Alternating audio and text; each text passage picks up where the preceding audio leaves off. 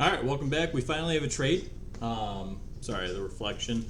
But essentially, the Coyotes received Nick Ritchie, a conditional 2025 second-round pick or a third-round pick for next year, in exchange for Ryan Dizingel and Lyubushkin. Kind of an interesting trade. Nick Ritchie, he's 26, signed at $2.5 million cap hit for the next 2 seasons, or this season and next season. Kind of underachieving this year in Toronto. I don't think Toronto's been utilizing him the way he should be utilized, but that's a story for another time. 33 games played, 2 goals, 7 assists for 9 points. He's a -6. I like Ritchie a lot. He's only 26. He's still young. He's going to be a UFA after this anyway, so Coyotes could take it as an investment for the future because he's still young, or a cap dump in exchange for another pick.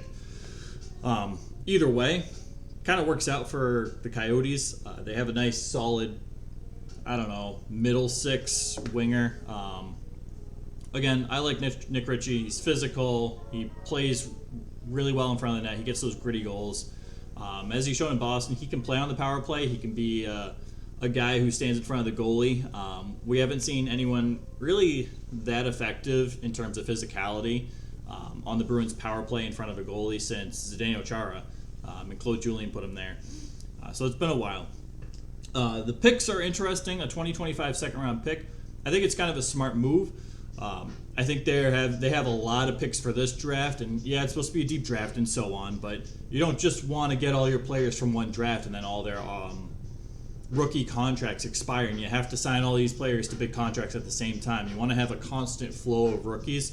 So planning ahead for the future, pivotal and really smart. They could take a third-round pick for next year. I get the urgency, but at the same time, I think a second-round pick in the year 2025, God forbid you got to flip it to like the following year if it's not a strong draft or you don't see anyone you like in the second round. I think it's a smart move for Arizona. I think it's also a smart move for the Leafs as well. At first look, the Leafs are the clear winner, and they're the winner right now. But for the future, we'll see. I think it's a pretty fair trade, honestly. At first look, I was like, whoa. The Leafs just got an absolute steal and a bargain. But after a deeper analysis, I think it's pretty fair. Leafs get Ryan Dizingel. He could be really hot or cold. He's a good bottom 6 kind of guy. Doesn't do a whole lot on the second line, but he's 29 years of age. He makes $1.1 million against the cap, and he's a UFA after this year.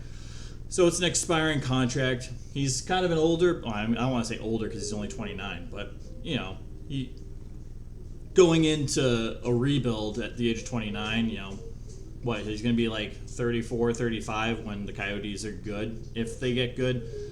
So he doesn't really fit into those plans there.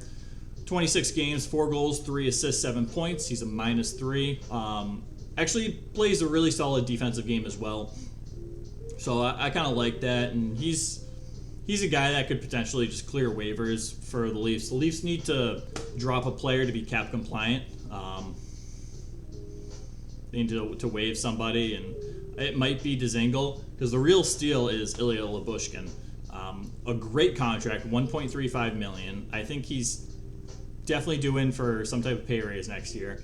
If he goes with the Bruins, he might make $3 million by 3-year contract next year. But I'd probably put him around like $2.5 million. Great defensive defenseman, very very underrated, and he's still pretty young. He's 27, but like I said, the contract expires after this year. Is Arizona going to pay him? Is he going to be a guy for the future? Does he go back to Arizona? At least there's that option. He could go back to Arizona. I don't think he'd want to. But nonetheless, it's a strong pickup for the Leafs, who need a little more depth defensively. Overall, I think it's a good trade. I think it helps the Leafs out quite a bit this year, and it sets the Coyotes up in a little better spot for the rebuild. So overall, I think it's a win-win. It's really interesting. I think Lyubushkin's he's gonna thrive in Toronto. He's a great defensive defenseman. So we'll see what's to come. And who do you think won this trade? I honestly don't know. I don't think we'll know until that draft pick comes in. So yeah, let me know. All right. That's it. Take care, guys. Thanks for watching.